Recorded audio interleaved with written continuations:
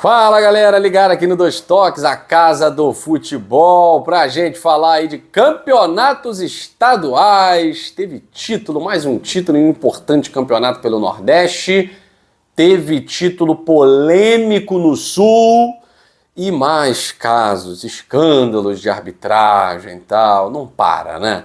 Depois de Flávio Rodrigues de Souza no Campeonato Paulista inventando pênalti, dando classificação para o Palmeiras contra o São Paulo, agora duas finais com problemas gravíssimos de arbitragem e ainda tem um caso de erro, ou pelo menos desídia, da Federação Catarinense, que simplesmente escala um árbitro suspeito e eu não sei se os documentos dessa suspeição foram juntados na Federação Catarinense para evitar a escalação do árbitro de ontem em Avaí e Chapecoense, que resultou no título do Avaí, título catarinense após 2 empates. Teve problemas no 2-2 do jogo de ida com o Ramon Abate Abel, ex-bom árbitro Ramon Abate Abel, né?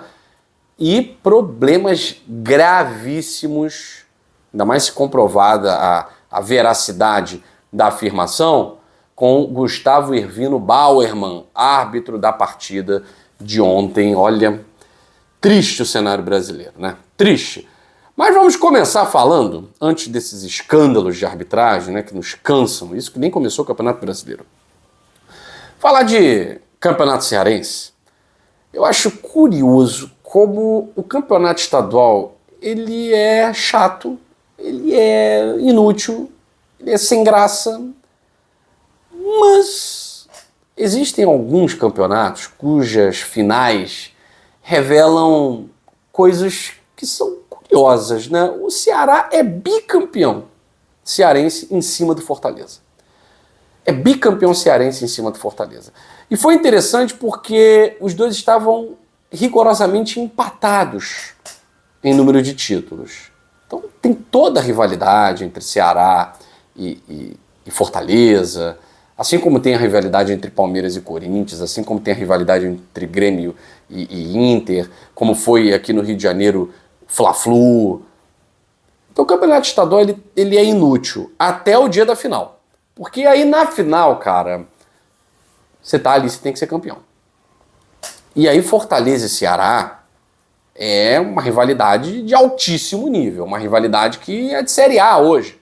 No ano passado, o campeonato que foi conquistado pelo Vozão, o Ceará estava na B, Fortaleza estava na A, tirando onda, brilhando, Sul-Americana, final de Sul-Americana, anos seguidos em Libertadores, mesmo eliminado na pré-Libertadores em uma delas, mas estava na Libertadores, fazendo boas campanhas em Campeonato Brasileiro, enfim, ganhando Copa do Nordeste. Havia um abismo ali entre Ceará e Fortaleza, né? Agora, pelo segundo ano consecutivo, a final Vozão e Leão, e o Vozão leva mais uma vez. Isso quer dizer alguma coisa para a temporada? Talvez possa querer dizer muito mais analisando o Fortaleza. Porque o Ceará, analisando o Campeonato Cearense e a seriedade com que o Ceará joga o Campeonato Cearense, afinal de contas não está se preparando para a Sul-Americana, não está se preparando para a Libertadores, né? Não tem a pretensão de ser campeão brasileiro, então ele tem que ganhar o Campeonato Cearense, pelo menos disputar com Fortaleza, né? E tem que brigar na Copa do Nordeste. Essas são as obrigações do Ceará na temporada. É Campeonato Estadual e Copa do Nordeste. Campeonato Brasileiro, permanecer na Série A é o grande objetivo de quem sobe da B para A. Não interessa, porque já foi há muitos anos, o Ceará disputava a Série A direto e tal, mas não interessa, foi há muitos anos. Esse ano quem sobe da B para A tem simplesmente a missão de permanecer, tá? Isso serve para Cruzeiro, para Vasco, para clubes que Bahia, que subiram e fizeram isso. Primeiro ano do Cruzeiro na Série A foi manutenção. Primeiro ano do Vasco na Série A foi manutenção aos 38 do segundo tempo, com gol Salvador. Primeiro ano do Bahia na Série A foi uma vitória que tirou o Bahia da Série B, na última rodada. Então é normal. Agora, foi emocionante, né, a final do Campeonato Cearense. Fortaleza com 1 a menos fez 1-0, porque na minha visão tem um time melhor, tem mais estrutura, tem mais elenco, tem mais capacidade técnica, tem um treinador que sabe muito. Só que clássico é aquilo, né? Ceará com a mais, o jogador do Fortaleza foi expulso, Fortaleza fez 1-0 com o Sacha, pressão, pressão, pressão. E aí eu não vou nem dizer que, pô, o Pedro Raul se encontrou no Ceará. A gente precisa esperar o final da temporada para falar do Pedro Raul, né? Porque todo início de temporada o Pedro Raul se encontra, né? Parece que o verão para o Pedro Raul e o início do outono é uma temporada especial, né? São estações especiais. Ele adora se encontrar no verão, no outono. Aí vai passando, chegando primavera, vai chegando inverno, ele vai começando a se perder de novo, né? Entre as flores da primavera ele vai se perdendo. Mas Pedro Raul tá tendo uma oportunidade e um destaque que ele não teve no Botafogo, que ele não teve no Vasco, que ele não teve no Corinthians, nem no Vila Nova, né? Que é fazer gol de título, né, cara? Fazer gol importante, de classificação, de título. Então o Ceará, por mais que esteja eliminado numa Copa do Brasil, e isso, de certa forma, é um planejamento que deu errado, é uma vergonha para o Ceará você ficar fora para um time muito menor numa Copa do Brasil. É uma vergonha, né? Então o Ceará esteve perto, na verdade, né? Desculpa aí, o Ceará esteve perto de ser eliminado. Tomou 2-0 de Sergipe, do Confiança, né? De Sergipe, perdão, e conseguiu buscar 2-2 e se classificou nos pênaltis. Olha eu eliminando o Ceará aqui por conta, né? Mas quase ficou eliminado, né? Quem ficou eliminado foi Vitória, foi Juventude, né? Outros times da Série A. O Ceará não está eliminado, não. Alô, torcida do Vozão, desculpa aí, mas quase ficou. Então seria ali um erro de planejamento, uma vergonha, um vexame, seria. Perder por Confiança seria. Hoje é, né? Talvez antes não, mas hoje é vergonha. E o Ceará evitou essa vergonha nos pênaltis, ganhando por 3-0. O goleiro pegou tudo e fez o que tinha que ser feito. Agora, será que esse título coloca o Ceará à frente do Fortaleza na temporada? Essa aqui é a questão. Por isso que o estadual, ele não é parâmetro. O estadual, ele pode ser o quê? Uma pré-temporada de luxo. Mas ele não é parâmetro para nada, porque eu coloco aqui a minha palavra em risco. Mas o Fortaleza vai ter uma temporada muito melhor do que o Ceará. Eu estou colocando aqui, estou empenhando a minha palavra. Posso me decepcionar, até porque não estou torcendo nem para um nem para outro, né? Mas a minha análise pode ser decepcionante. Mas eu acho que o Fortaleza vai melhor no Brasileirão do que o Ceará. Que o Fortaleza, acho que esse ano não vai decepcionar na Libertadores, né?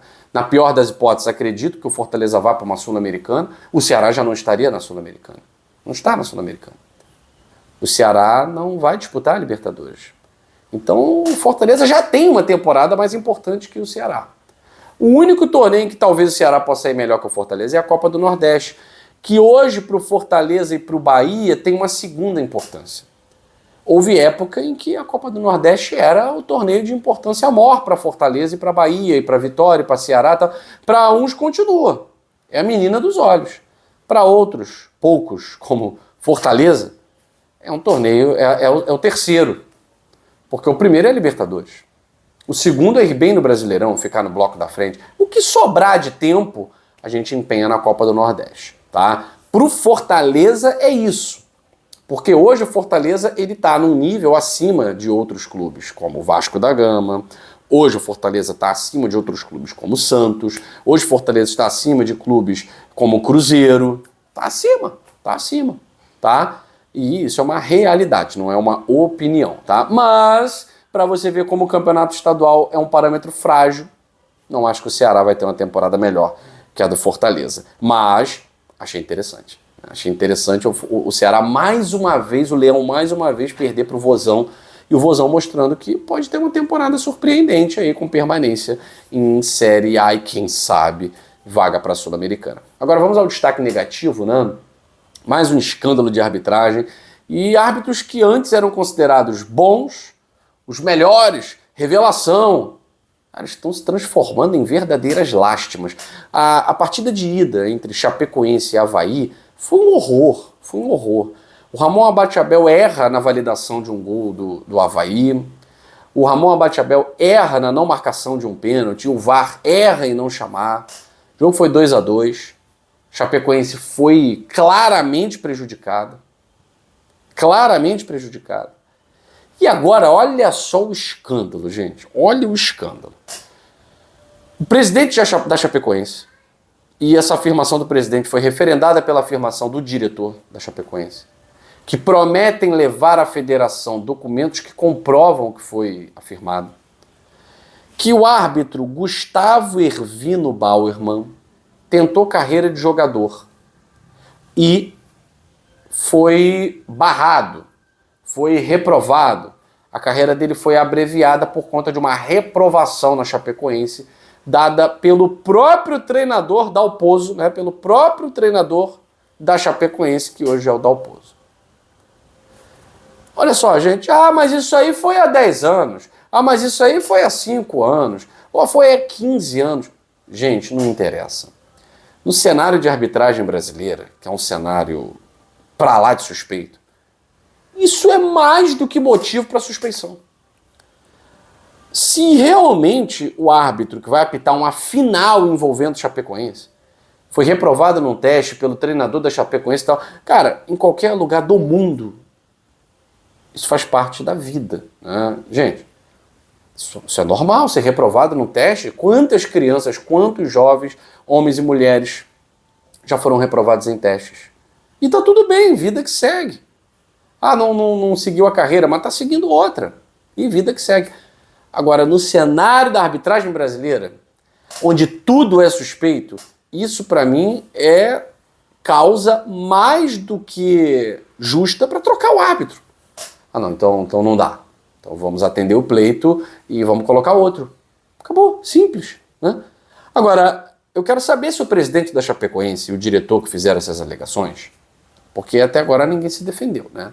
O árbitro não se defendeu, então pode ser verdade. Mas ele apresentou as documentações factuais, ele trouxe lá as provas cabais de, olha só, esse menino, esse árbitro tá aqui há sei lá quanto tempo, foi reprovado num teste e tal, tá aqui a ficha dele. Eu preciso de alguma documentação que tenha sido enviada anteriormente para que a Federação Catarinense se sinta realmente amparada para mudar o árbitro de uma final. Porque só a afirmação, só a alegação verbal, aí simplesmente eu acho que não é suficiente. Poderia evitar a fadiga, né, tem um problema ali com um cara, vamos colocar outro, né? Mas as federações, elas têm os seus pactos, né? Elas têm as suas obrigações, então a gente já sabe como é que funciona no futebol brasileiro. E olha, a arbitragem foi desastrosa realmente, desastrosa. A Chapecoense vencia por 1-0, ele é chamado pelo VAR para dar um pênalti duvidoso, né? Aí não é nem a questão do pênalti, né? Mas ele expulsa um jogador por reclamação,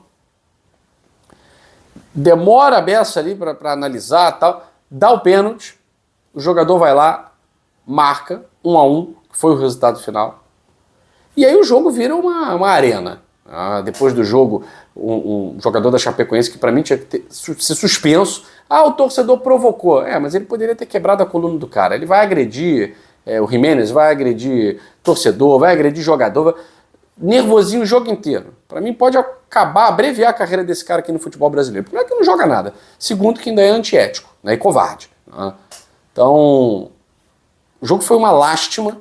A arbitragem catarinense, incluindo o senhor Ramon Abate Abel, uma lástima.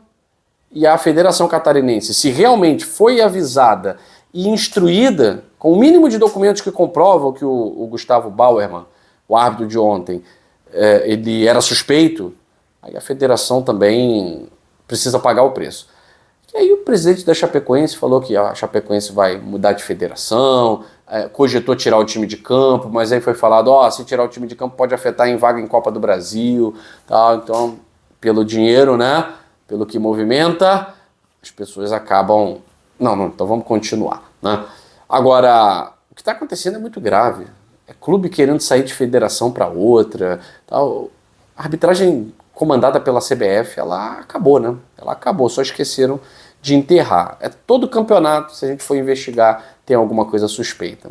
Não dá, né? E a gente daqui a uma semana começa Campeonato Brasileiro Série A e Série B. E são esses caras que vão apitar, tá? São esses caras que vão apitar. Eu fico por aqui. Um abraço grande a todos vocês e até a próxima edição do Dois Toques, a Casa do Futebol.